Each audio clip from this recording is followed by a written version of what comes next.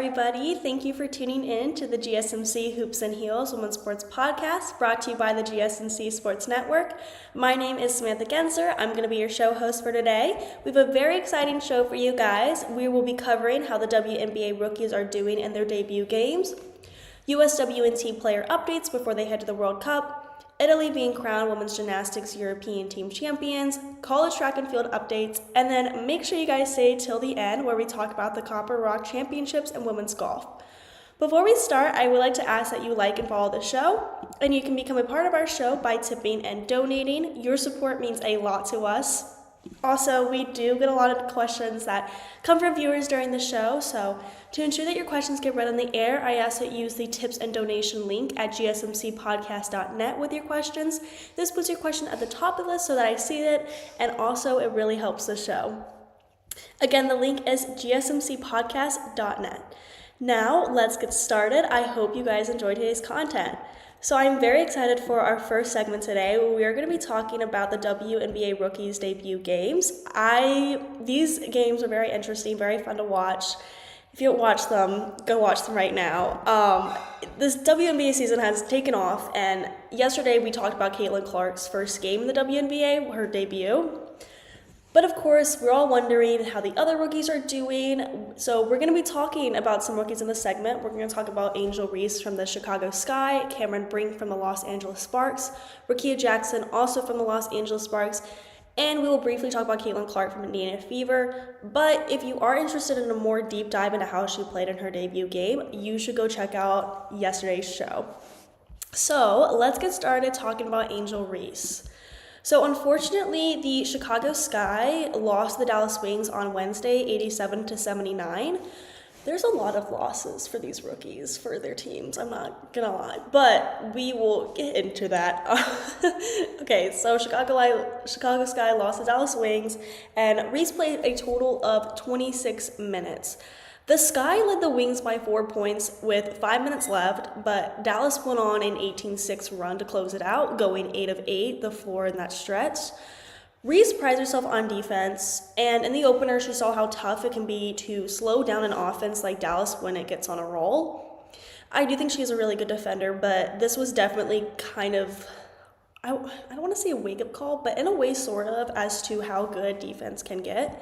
Reese had 12 points, 8 rebounds, 1 assist, and 1 steal in her debut Wednesday. Reese's 8 rebounds, including 5 offensive boards, tied with Elena De Leon and Diamond Day Shields for the most by a Sky rookie in her debut game. Reese was 5-14 from the field, but was going against a tough tandem inside, Natasha Howard, the 2019 WNBA Defensive Player of the Year, and 6'7" Tiara McCowan. Those two combined for 33 points and 26 rebounds. So, she had some rough competition, that's for sure. Reese's performance on Wednesday was pretty consistent with how she has done in the preseason. For example, on May 7th, the Sky went against the New York Liberty in one of their preseason games, and the Sky dominated the game, dominated the game, ending with a score of 101-53, almost doubling the score. Reese played a total of 19 minutes and scored 13 points. She had 5 rebounds and 1 assist in this game. And then in the May 3rd preseason game, the Sky played against the Minnesota Lynx and lost. This game, Reese played 24 minutes, scored 13 points, had 9 rebounds, and 1 assist. So Reese was pretty consistent Wednesday with how she did during her preseason games, which is really good because she played very well during her preseason games, and it's better not to go to get worse out of the preseason games, that's for sure. So it's good to stay consistent. Reese, though, was not completely proud of the way she played. After nearly notching a double-double, Reese said she wasn't completely satisfied with her effort, where she pulled down 8 rebounds and turned the ball over twice. Reese said after the game, "It wasn't even nerves, I was just missing. I still feel like I didn't play my best game because I left 6 on the free throw line." So Reese on Wednesday night was given a loud ovation when her name was called during player inductions ahead of the game in Arlington, Texas at College Park Center, and her opponents recognized her presence on the floor and off of it on Wednesday. Arika Ogambawale of the Dallas Wings said after the game, she's referring to Angel Reese, a great player on and off the court. She's doing what she needs to do for women, for the W. This is her first game, obviously. She has a long career, but this is a good start for her. And then the Sky's head coach, Teresa Weatherspoon, touched on Reese's performance. And she said, like for everybody, it's a learning process. It's learning, they're growing, knowing what they can do and what they can't do. Our girls went out and competed tonight. We just came up a little bit short. So now we're going to talk about Cameron Brink from the Los Angeles Sparks.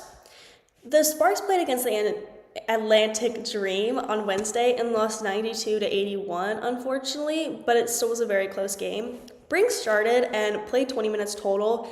She finished 4 for 6 from the field for 11 points, adding 2 rebounds, 4 assists, and 2 blocked shots. And she also had 5 fouls, but unlike collegiate basketball, 5 fouls doesn't disqualify you from the game. So that was good, regardless of getting 5 fouls that aren't the smartest play in the world, but still, I mean, it wasn't like she couldn't play the rest of the game. Overall, it was a solid start for Brink, especially considering Atlanta's inside tandem, future Hall of Famer Tina Charles, making her dream debut in her 13th WNBA season, and Cheyenne Parker-Tyus, who made her first All-Star game last season. Brink had the best plus-minus for the Sparks at +8. That's good. And her performance on Wednesday was fairly consistent with how she played in her preseason games.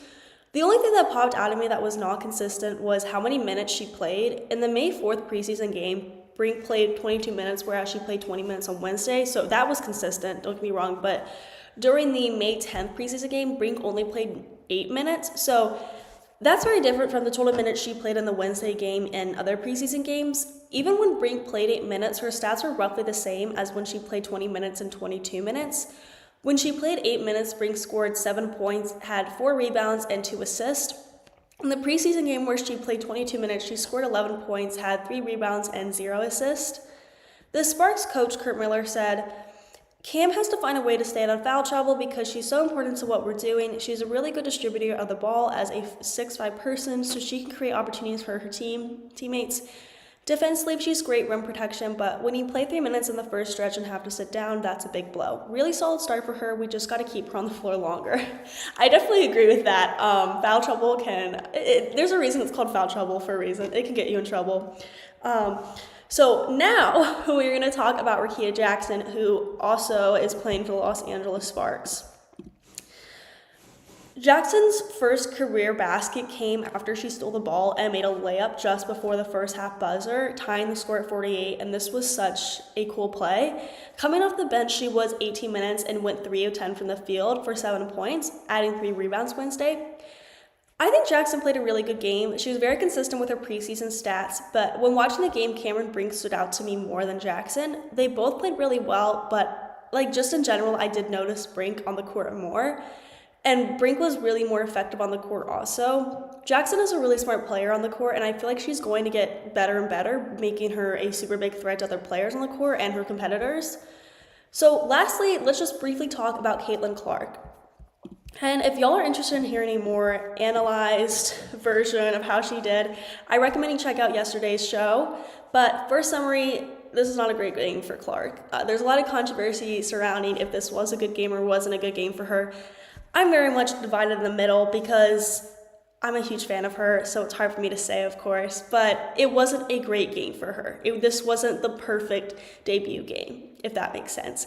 Connecticut Sun made Clark struggle at some points, and Clark had a total of 10 turnovers. I'm going to repeat that, 10 turnovers. That's rough. She scored a team high 20 points with 3 assists and 2 steals. But she also shot 5 for 15 from the field and 4 for 11 on 3-pointers. The Sun ended up winning the game, and a lot of critics are talking about how Clark really contributed to this loss. It's a team sport. It's not one person to commit those turnovers, but I think that she has so much potential and will be getting a lot better. There are just a lot of over-the-top expectations for Clark, to be honest. And I think this game really showed that. Clark didn't lose confidence, which is great, and she was optimistic after the game, trying not to dwell on one bad loss. I don't think this is particularly a bad game for Clark, but it wasn't a great game for her either. So now we're going to transition to our next segment where we're going to talk about the USWNT updates before they head to the World Cup. Before we do so, we are going to be taking a very short break, so I will get back to you guys very soon.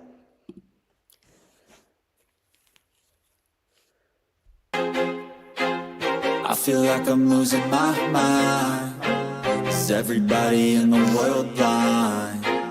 Please, Lord, give me a sign, a sign. I feel like I'm losing my mind. Is everybody in the world blind? Please, Lord, give me a sign, a sign. I wanna be the greatest. Everybody on their fake shit. I look around and feel like everybody is the fakest. I make this every day and I'm impatient, hoping one day I blow up from the basement. Statement, the top is so vacant. I don't hear shit that I think is amazing. Waiting for my day when I'm playing sold out shows for 1,000 faces. Hey, give me that crown, get in my way and to be put down. It ain't your place, all this my town. If I want that shit, then I'll get it right now. I'm losing it, the noose it fits. I'm losing shit, a stupid myth. You choose to live or choose to dip. You choose to fight or lose your grip and lose a gift. I feel like I'm losing my mind. Is everybody in the world blind?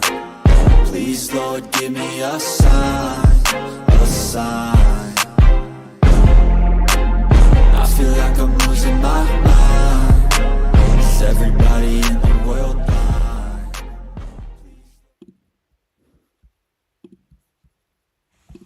Okay guys, welcome back. So we just got done talking about how the WNBA rookies had and how they did in their debut game. And we're now going to transition into our next segment where we're going to talk about how the USWNT players are doing before going to the World Cup. Before we begin though, I just wanted to remind you guys to like and subscribe, and to become a part of our show, you can tip and donating. Use the link gsmcpodcast.net. This also puts your questions at the top of the list so that I see them, and of course, it really helps the show. And then I wanted to remind you guys to stay to the end of the show because we have a very exciting segment and we're going to be talking about the Copper Rock Championships. I was about to say Copper State, but I was like, that's definitely not correct. The Copper Rock Championships. So if y'all are interested in golf, you guys should definitely stay for that. And it was a really good championship, so I recommend staying. Okay, so without further ado, we are going to get started talking about USWNT players. So to begin, I want to start out by talking about something that happened about 2 weeks ago. Kelly O'Hara, one of the grittiest defenders and fiercest competitors in the U.S. women's national team history, has officially announced her retirement from professional soccer, effective at the end of the 2024 National Women's Soccer League season. Since appearing in her first Women's World Cup in 2011, O'Hara played in every senior world championship for the U.S. from 2011 through 2023. She is absolutely phenomenal and so fun to watch, so I'm very sad that she is retiring. This period of when she played from 2011 to 2023 was a period that spanned 4 World Cups and 3 Olympic Games. O'Hara scored one of the most famous goals in U.S. history when she came off the bench in the 2015 FIFA Women's World Cup semifinal to volley home the 84th minute game-clinching goal against Germany to send the U.S. to the final, which they ended up winning 5-2 against Japan. At the 2019 FIFA Women's World Cup, O'Hara started 6 of the 7 matches and played a key role in helping the USA lift its 4th Women's World Cup trophy, assisting on Kristen Press's dramatic semifinal header goal against England. She had to leave the World Cup final with an injury at halftime, but played all but 3 minutes of the rest of her starts. O'Hara was known throughout her career as an intense competitor, even in the elite competitive atmosphere of the USWNT. O'Hara said, "As I close this chapter of my life, I am filled with gratitude. Looking back on my career, I'm so thankful for all the things I was able to accomplish, but most importantly, the people I was able to accomplish them with." So O'Hara finished her USWNT career with 160 caps, currently 21st all-time in U.S. history, and played 10,287 minutes in a U.S. jersey, one of just 23 female players to eclipse the 10,000-minute mark. She scored 3 goals in her USWNT career, along with 21 assists. She is the 25th player in USWNT history with 20 or more assists, so that is pretty insane. Hampered by injuries during the latter parts of her career, she made the 2023 FIFA Women's World Cup team and saw action in 2 matches, becoming one of just 12 players in USWNT history to take part in 4 Women's World Cups. She captained the USA 4 times during her long 14-year international career. She will obviously be very missed, but it's good to recognize all her accomplishments in professional soccer, and I just wanted to make sure that we do that. So now we're going to talk about how the USWN players did last week. Okay, so last week, USWNT players showcased their talents in a series of thrilling domestic and international matches. The Orlando Pride continued their impressive unbeaten run in the NWSL, extending it to 8 games with victories over North Carolina Courage 4-1 and Racing Louisiana FC 1-0.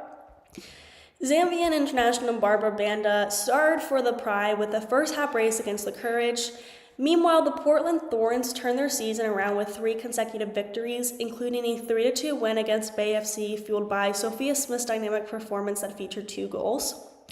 In other NWSL action, the Washington Spirit defeated the Chicago Red Stars 4-2, with Trinity Rodman scoring her first goal of the 2024 season and adding an assist.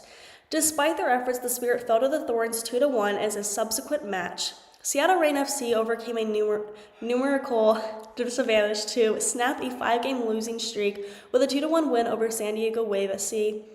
Angel City FC's Alyssa Thompson continued her record-setting form, assisting in a 2-1 victory over Utah Royals FC, making her the youngest player in league history to record assists in 3 consecutive matches. New Jersey, New York, Gotham FC secured their first home win of the season with Lynn Williams scoring the decisive goal against North Carolina Courage, making her the leading American scorer in NWSL history. The Chicago Red Stars bounced back from their midweek loss to beat the Bay FC 2-1, remaining unbeaten on the road this season. Internationally, Paris Saint-Germain, with significant contributions from Eva Gaetino and Corbin Albert, clinched the Coupe de France Féminine with a 1-0 victory over Fleury. I want to make it clear, I am not good at French accents or any of that, so I apologize for pronouncing Coupe de France Féminine incorrectly. That was my attempt at it. In England, Chelsea FC faced a setback with the 4-3 loss to Liverpool, but dramatically recovered by defeating Bristol City 8-0, reviving their title hopes in the FA Women's Super League. This comeback was crucial after Manchester City's 2-1 loss to Arsenal opened up the league race, setting the stage for an exciting season finale. These performances underline the global impact and high stakes of women's football, showcasing the prowess and resilience of USWNT players both at home and abroad. Now we are going to talk about the PSG Advanced to D1 Feminine Final. I'm sorry, my throat is very sore, so I'm losing my voice. The French D1 Feminine is set to make history this season, guaranteeing that at least one American player will be part of the championship team, as Paris Saint-Germain, PSG, and Olympique Lyon have advanced to the final. This marks the first time since 2004 that the French top flight has used a playoff format involving the top 4 teams from the regular season standings. PSG narrowly secured their spot in the final by defeating Paris FC 5-4 on penalty kicks after a 2-2 draw in regular time, with Eva Gaetino playing the entire match and Corbin Arbelt making a significant late game appearance. Meanwhile, Lyon displayed dominant form in their semifinal, cruising to a 6-0 victory over Stade de Reims, with Lindsay Horan contributing 2 assists in her 70 minutes on the field. Back in the NWSL, Lynn Williams continued her stellar performance, securing another game-winning goal for Gotham FC against the Houston Dash, tying the record for the most career NWSL goals. Jaden Shaw also highlighted the week with a goal and an assist for San Diego Wave SC, which helped them to a 2-0 victory over the Utah Royals.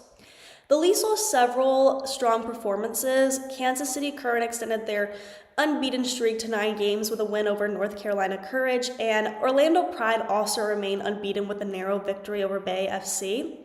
Portland Thorns FC set a new club record with 5 consecutive wins, largely thanks to Sophia Smith, who scored and assisted multiple goals in their match against Seattle Reign FC. Mallory Swanson shone for the Chicago Red Stars, contributing to their landmark 100th regular season win with a goal and an assist. Other notable results included the Washington Spirit's victory over Racing Louisville, featuring pivotal plays by Andy Sullivan and Savannah DeMello, and a draw between Gotham and San Diego, with Jenna Nixwanger earning her first career NWSL assist. The Houston Dash managed to break their winless streak with a last-minute victory over Angel City, though.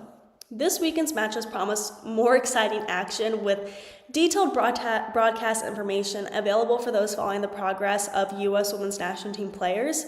Continuing the roundups of NWSL and international action, this week not only highlighted individual milestones, but also pivotal team performances that are shaping the season. In the NWSL, the Gotham FC continued to leverage their star players, Lynn Williams, whose early goal not only gave Gotham a crucial win over the Houston Dash, but also placed her in the record books alongside Sam Kerr for the most goals in NWSL history. And we also talked about Sam Kerr the other day with having most goals in the Olympics as well. On the West Coast, San Diego Wave FC's Jaden Shaw demonstrated why she's one of the league's rising stars, contributing significantly to their victory over Utah Royals with both a goal and an assist, really showcasing her skills as a versatile forward. The Kansas City Current's defensive prowess was on full display as they held strong against a barrage from the North Carolina Courage, securing a 1-0 win and maintaining their impressive start to the season. This game underscored their strategic resilience and ability to close out tight matches, attributes that could be crucial as the season progresses, obviously. Orlando Pride's unbeaten streak continued thanks to a disciplined performance against Bay FC, where tight defending and a late goal ensured their victorious run. Their ability to grind out wins in close games speaks volumes about their tactical acumen and mental toughness, really. Portland Thorns FC made a statement with a resounding 4-0 victory over the Pacific Northwest rivals, Seattle Reign FC. Sophia Smith, the reigning NWSL MVP and Golden Boot winner, was the standout performer in this, orchestrating most of Portland's offensive plays and highlighting her evolution into one of the league's premier talents. The Chicago Red Stars celebrated their 100th regular season victory in style, with USWNT forward Mallory Swanson playing a pivotal role. Swanson's contributions were critical, scoring from a penalty and delivering a pinpoint cross that resulted in a headed goal, really demonstrating her crucial role in her team's attacking strategies. Meanwhile, the Washington Spirit edged out Racing Louisville 2-1 in a match that saw both teams fight vigorously for supremacy. Andy Sullivan's assist and her own goal by Louisville was enough for the Spirit to secure the win, despite a spectacular free kick goal from Stefano De Mello for Louisville. In the international arena, the French D1 Feminine is set for a historic finale with PSG and Olympique Lyon preparing for a showdown that guarantees an American champion. PSG's gritty performance in their semifinals against Paris FC showcased their resolve, while Lyon's comprehensive win over Stade Reims highlighted their dominance and championship pedigree. As the European and domestic seasons draw towards exciting conclusions, the performances of USWNT players continue to influence outcomes significantly, promising more thrilling soccer in the weeks to come, and I am very excited to see that as well. So, we are now going to move on to our next segment where we're going to talk about how Italy was crowned the women's gymnastics European team champions. Before we do that, we are going to be taking a very short break, so I will see you guys really soon. Looking for your daily fix of sports talk without having to pay for it? GSMC Sports Network is available on YouTube. Just search GSMC Sports Network. Get your fix of daily sports talk shows on YouTube, absolutely free. NFL, college football, NBA, MLB, MMA, UFC, fantasy football, and so much more. GSMC Sports Network has shows running all day long, with new sports shows starting every 2 hours. Just like on your favorite cable sports channel, except GSMC Sports Network is absolutely free. Just search GSMC Sports Network on YouTube to catch one of your new favorite shows, like the GSMC College Football Podcast, Chip Shot Football Podcast, Hoops and Heels Women's Sports Podcast, GSMC Basketball Podcast, and so many more. Check it out for yourself. GSMC Sports Network, now available on YouTube absolutely free. Search GSMC Sports Network on YouTube right now.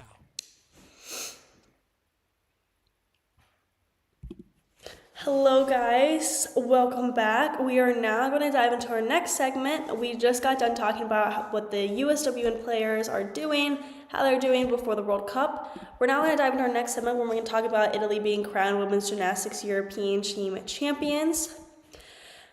This was very fun to watch, I'll say. Very fun to see the stats and everything, and I will warn you, there's a lot of numbers I'm going to go over, so just bear with me a little bit.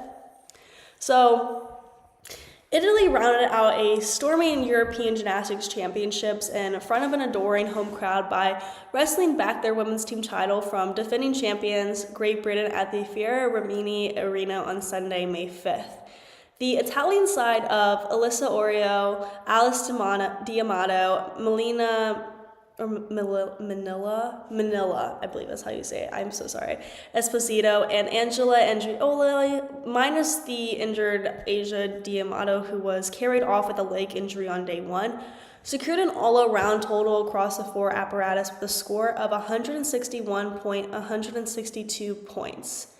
Great Britain, meanwhile, claimed silver courtesy of Becky Downey, who achieved the same result with the 2010 team, which was Georgia May Fenton, Abby Martin, Ruby Evans, and Alice Kinsella. The quintet scored 162 points there.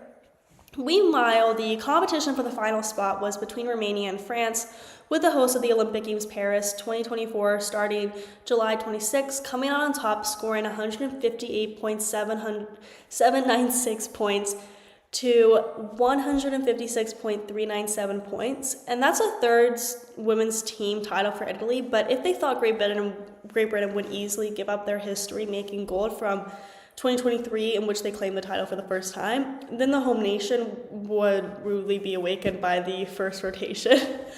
The Great Britain performed outstanding vaults with minimal form deductions to take an early lead of 41.832 to 41.232. Meanwhile, on bars, Romania and France both started nervously with a big error from Amelia Ghigourda, followed by a fall from Laurette Sharpie, respectively, but it would be those two nations that would vie for the bronze medal throughout. The second apparatus for the leading two was bars, with Italy's Alice D'Amato holding the crowd spellbound with her flawless performance to secure 14.566 to a rapturous roar.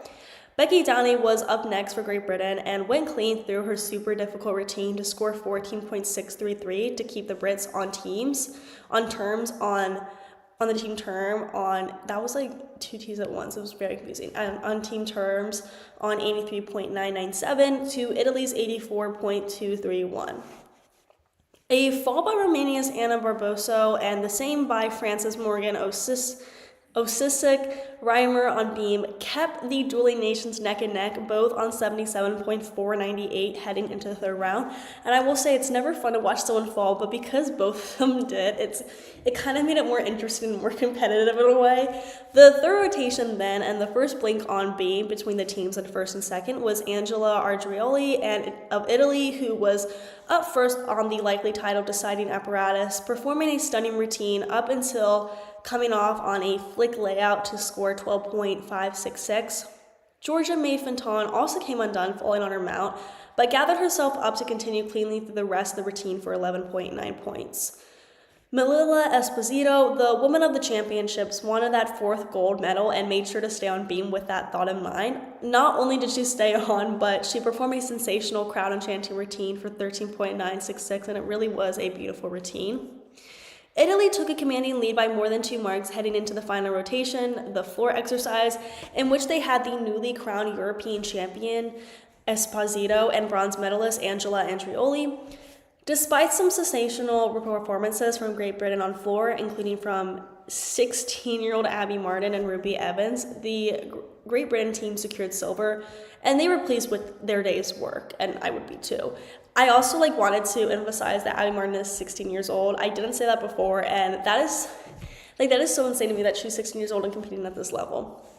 Becky Downey commented, "I'm super proud of the team today and personally so happy to have put the big routine out there and get the score for these amazing girls. We couldn't have done much more as a team today. To see how Abby and Ruby in particular performed in their first Europeans was incredible. It felt like we're in a really good place as a team, and I'm super excited to see what might come for the summer." So then Meg Van Anken Aiken of France, meanwhile, performed a forward routine that had her teammates jumping up and down with excitement, while Romania's Sabrina Meneka-Voinea, the silver medalist on the apparatus the day before, again performed beautifully to put Romania ahead of the French by the smallest of margins. And I mean smallest of margins. It was 116.798 to 116.494. And it really was just the vault to come after this. So vault champion Colleen de Villard was able to score highly again on her favorite apparatus to finally secure the final podium place for the soon-to-be Olympic host. I'm so sorry, guys. I just spit everywhere. That was really gross. Anyway, Italy blew the house down with another rendition of their buoyant national anthem that had the arena rocking as they signed off the championships in style, having secured 8 gold medals, 6 silver, and 2 bronze, with Manila Esposito alone claiming half of those titles, which is absolutely insane. That's crazy. Coach Enrico Casella commented, "For the Olympics, we will see what Asia D'Amato's situation was like, whether the injury is small or big. In any case, we will have these 5 girls," and she's referring to Asia D'Amato, Alice D'Amato, Manila Esposito, Alyssa Oreo, Angela Adrioli. And in addition, we have 3 more at home: Martina Maggio, Georgia Villa, and Vanessa Ferrari. From those 8, I will have to choose the 5 who will participate in the Olympic Games. I would say that the shortlist is now restricted to these 8 athletes. We hope to have them all available and ready to work when we are in July. Fingers crossed for that. The choice will not be easy for me. So here are all the individual scores of each competitor. So this is like the women's all around.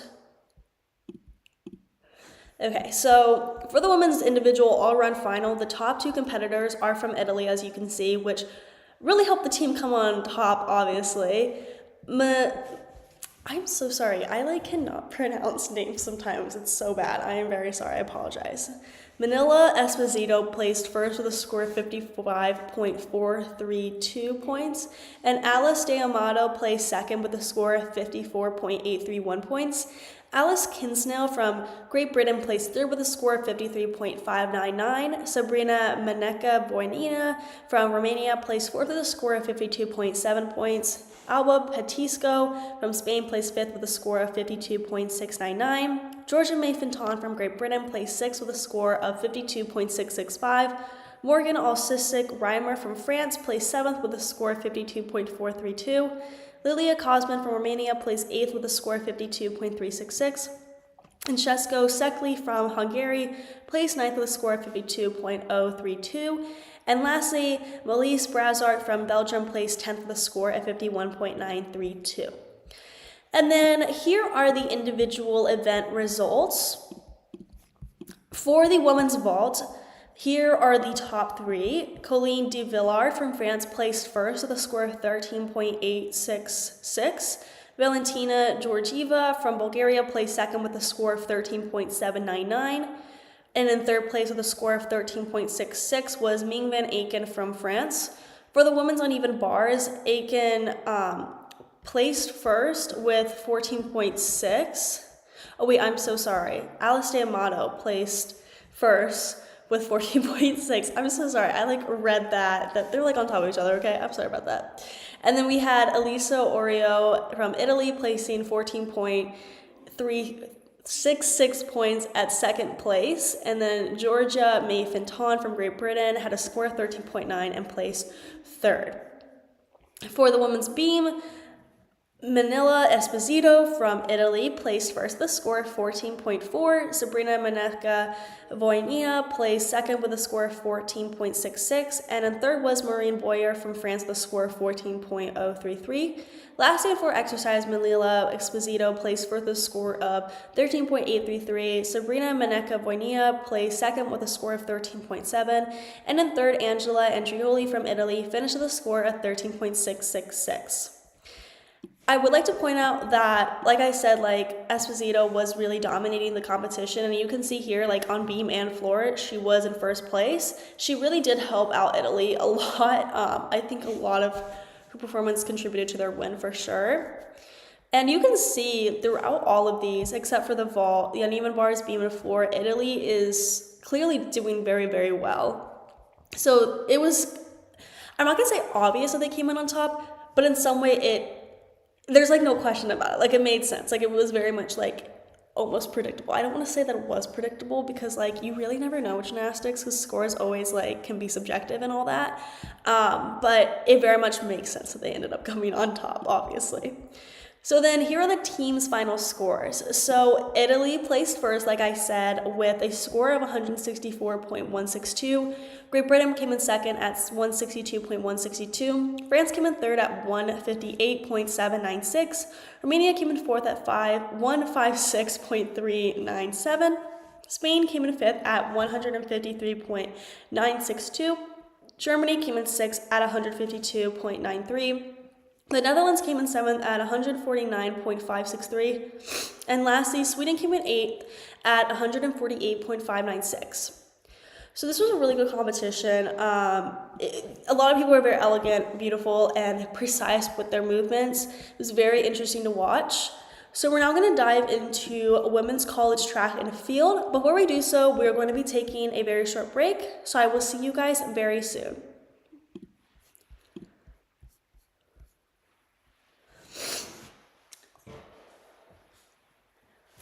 For the best and latest podcasts available anywhere, go to the podcast app on your cell phone and type in GSMC to access free content-rich podcasts on health and wellness, book reviews, sports, entertainment, relationships, social media, movies, technology, finance, and even weird news. Subscribe and download the GSMC Podcast Network's family of shows, available everywhere podcasts are found.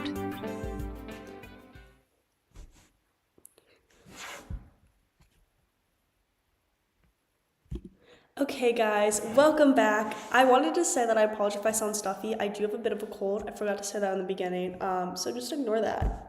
Anyway, we just got done talking about how Italy was crowned Women's Gymnastics European Team Champions, and we're now going to transition into talking about college track and field updates.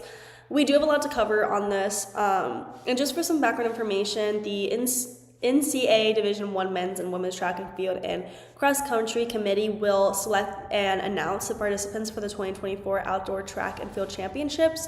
The top 48 declared student athletes will be accepted into the first round competitions for each individual event, and the top 24 declared relay teams will be accepted into the first round competitions for each relay event. Combined events do not attend the first round.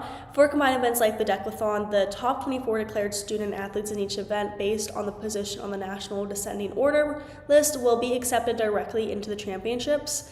These are the two first rounds, one for the East region and one for the West region. The qualifiers out of these two regions will compete in the 2024 NCAA Division I men's and women's outdoor track and field championships.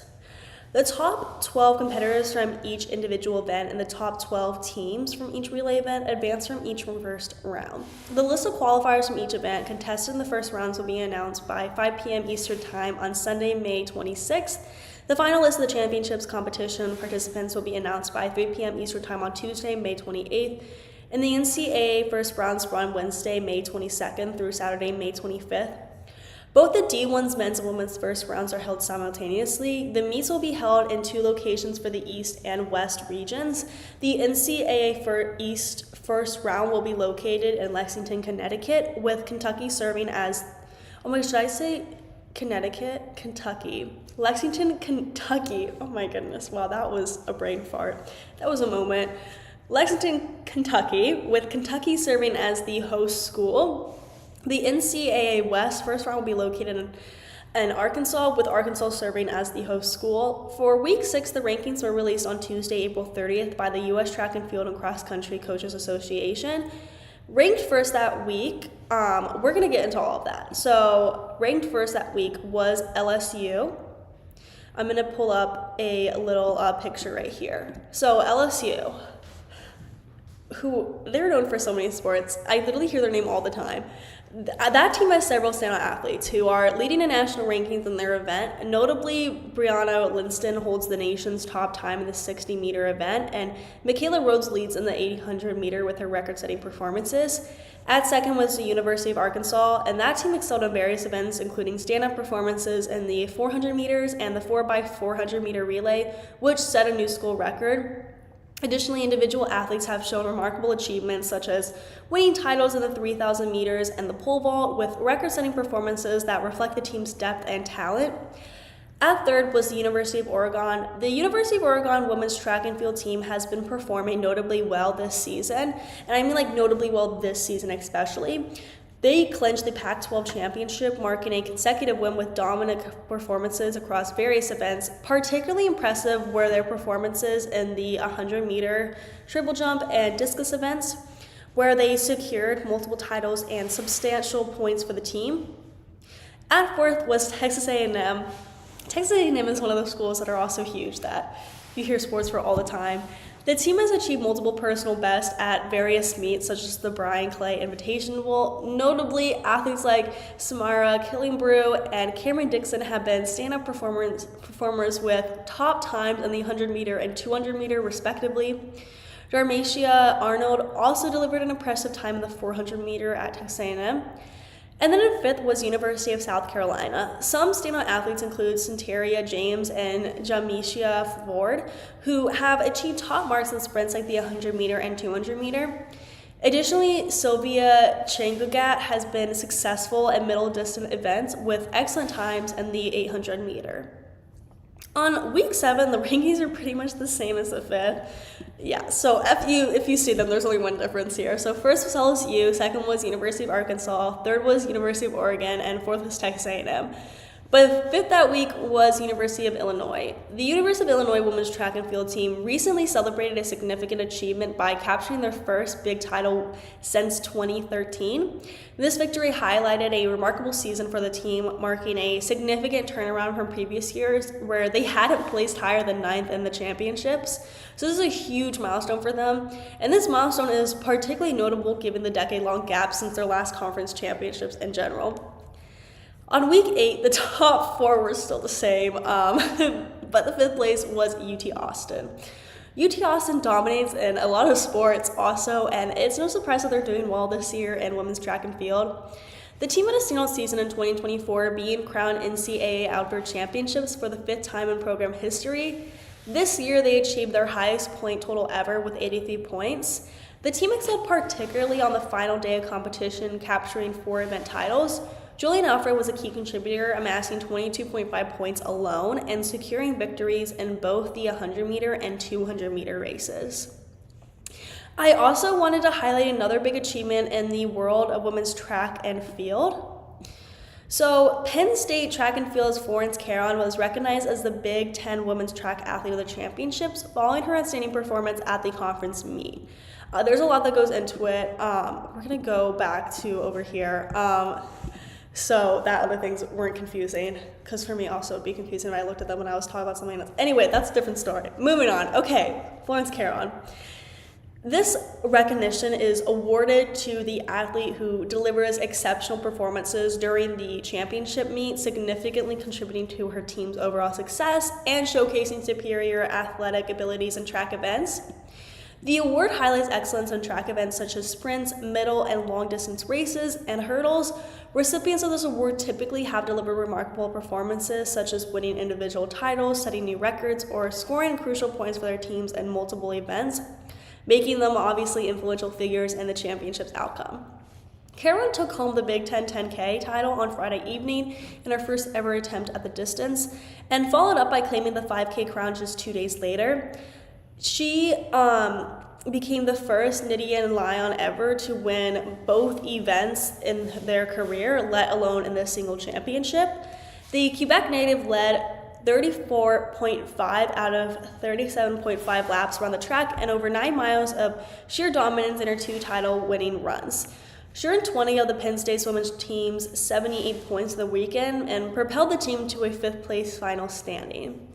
The junior is Penn State's first women's outdoor track athlete of the championships honoree since Bridget Frenick in 2010 and the program's 7th ever winner. Additionally, seniors McKenna Krebs and Dwayne Nesley were recognized as Penn State's recipients of the Big Ten Sportsmanship Award, and this award is given to students, athletes who exemplify good sportsmanship and ethical behavior both on and off the field, and demonstrate good citizenships outside the sports competition setting and are in good academic standing. Each Big Ten university nominates one male and one female student athletes from each of its varsity sports, and each sports coach and team members vote to determine their team's honorees. This award highlights the importance of respect, fairness, civility, honesty, and responsibility among competitors. The recipients of this award are recognized for their graciousness in victory or defeat, their ability to inspire their teammates, and their dedication to maintaining a positive and respectful attitude in all competitive environments. It emphasizes that success in sports isn't just about results, but also about fostering a positive team culture and showing respect for all participants involved in competition. So we're now going to move on to our last segment where we're going to talk about the Copper Rock Championships. Before that, we're going to be taking a very short break, so I will see you guys very soon.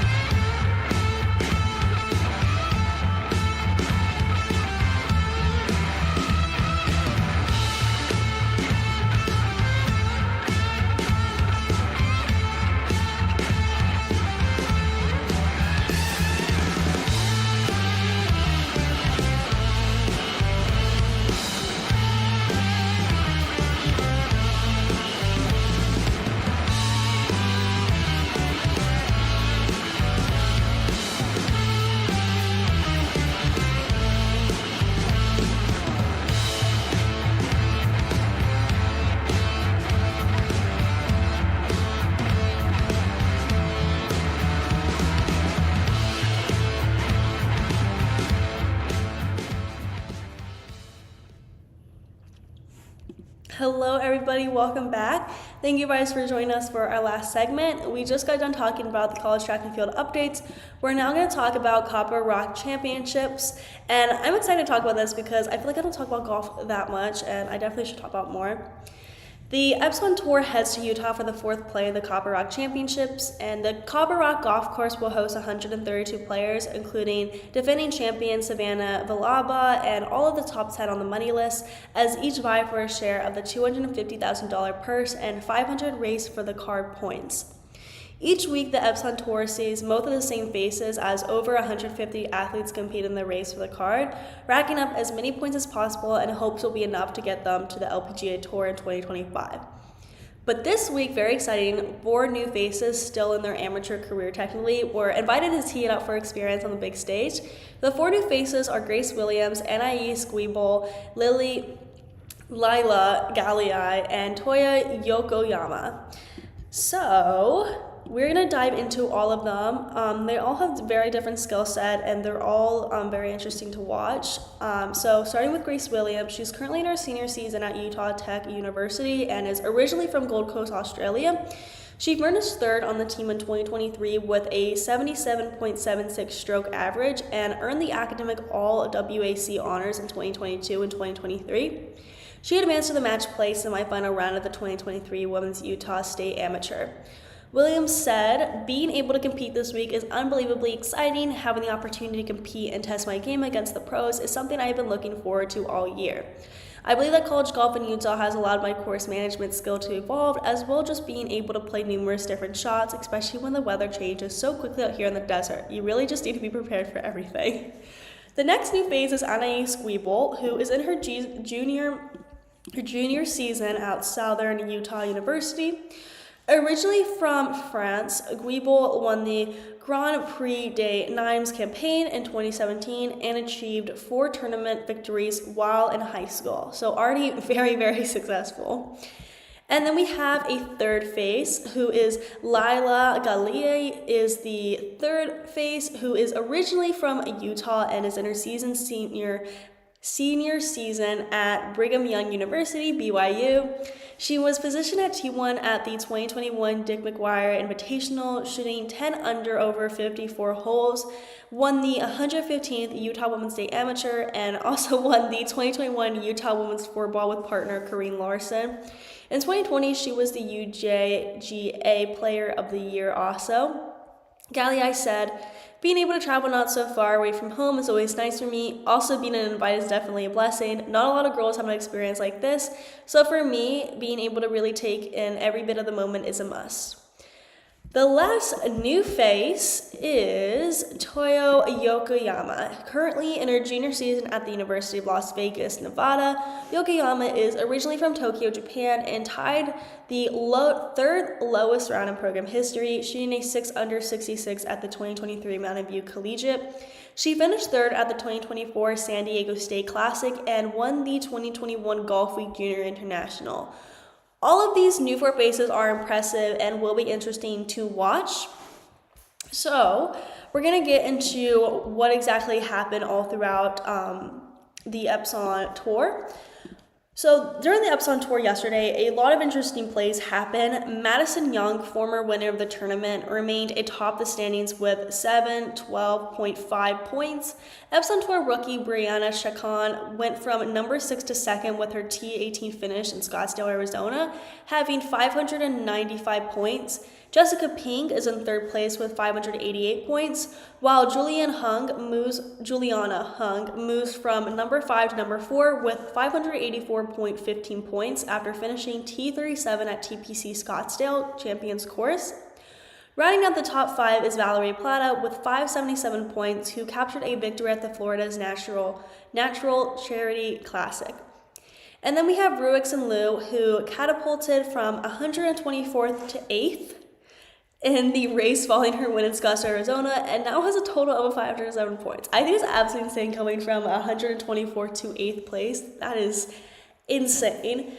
Marielle Galdiano, who recorded a runner finish at the Carlisle, Arizona Women's Golf Classic, went from 29th to 10th, which is also a huge jump too, with 491.2 total points. Lastly, Dana Fall jumped to 22nd with 267.2 total points after her solid performance at TPC Scottsdale Champions Course. And then here are some other things that are important to know when watching the championships. Savannah Valaba is one of the 3 athletes this season so far who is returning to a tournament to defend their title. And just like Miranda Wang at the IOA Championship presented by Morongo Casino Resort and Spa and Gigi Stoll at the Casino del Sol Golf Classic, Valaba is looking to go back-to-back at Copper Rock Golf Course.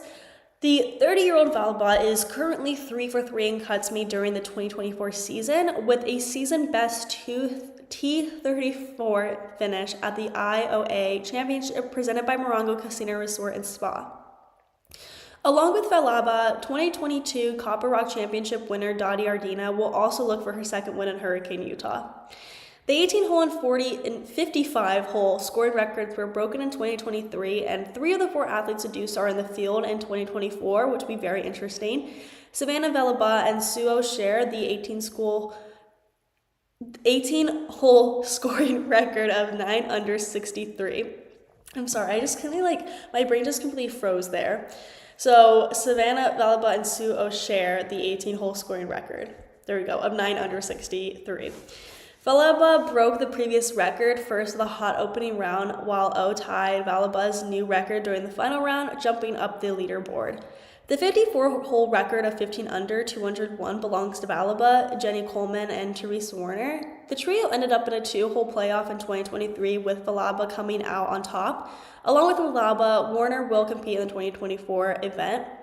To add, the stakes have increased as more money is on the line this season. When the event started in 2021, athletes were competing for $200,000 with a winner's share of $30,000.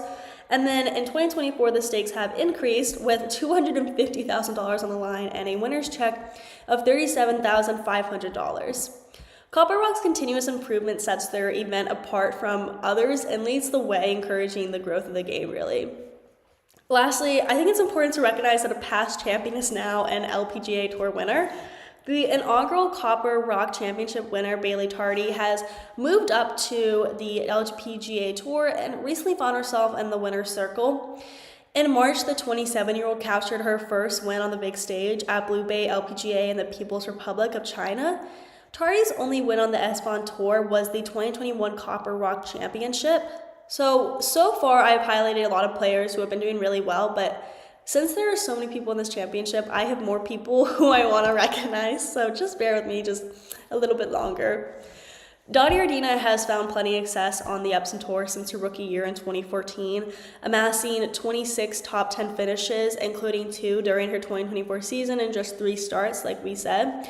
The 30-year-old also picked up her first victory 2 years ago at the 2022 Copper Rock Championship, finishing at 5 under for a tournament in difficult windy conditions.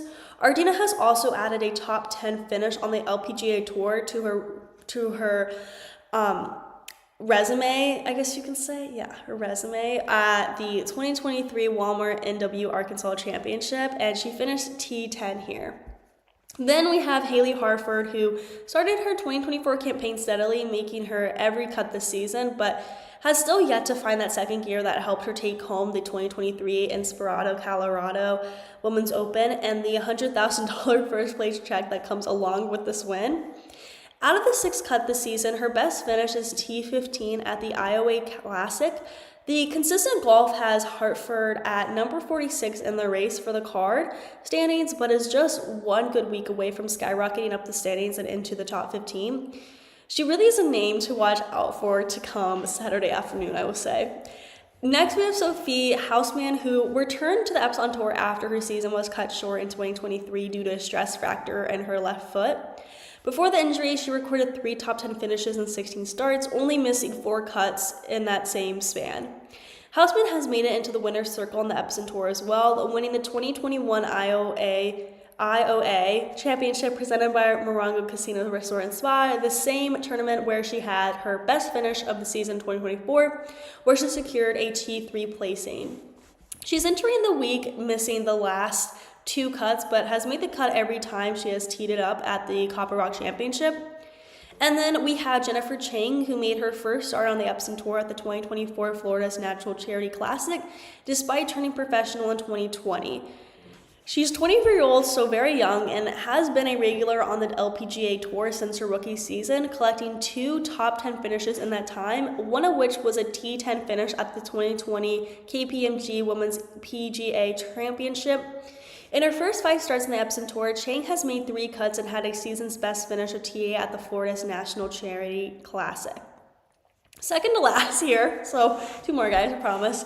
Rachel Rahana began her professional career on the Epson Tour in 2013 and has compiled an impressive resume over her 11-year career. I love saying resume for this, it sounds fun. She has 20 career top 10 finishes on the official qualifying tour of the LPGA, with 2 victories at the 2015 Guardian Retirement Championship at Sarah Bay and the 2017 Epson Tour Championship. She's a Pennsylvania native, and she also has qualified for the 2024 US Women's Open at Lancaster Country Club in her home state. The Copper Rock Championship is the last start before Rahana takes on the toughest test in women's golf. So a strong finish this week will go a long way in building confidence heading into the US Women's Open. Lastly, I want to recognize Cynthia Liu, who has had her best finish of the season so far at the Florida's National Charity Classic, finishing T22.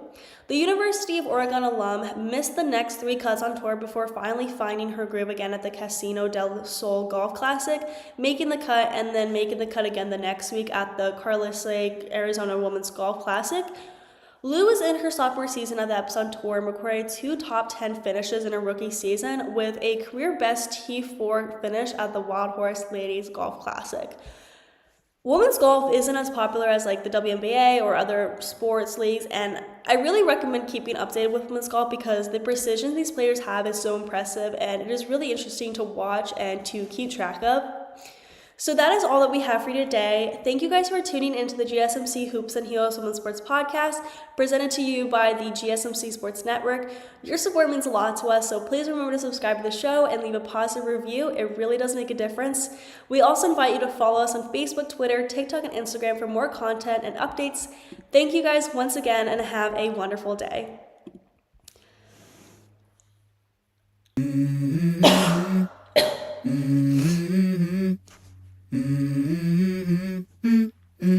Let's go.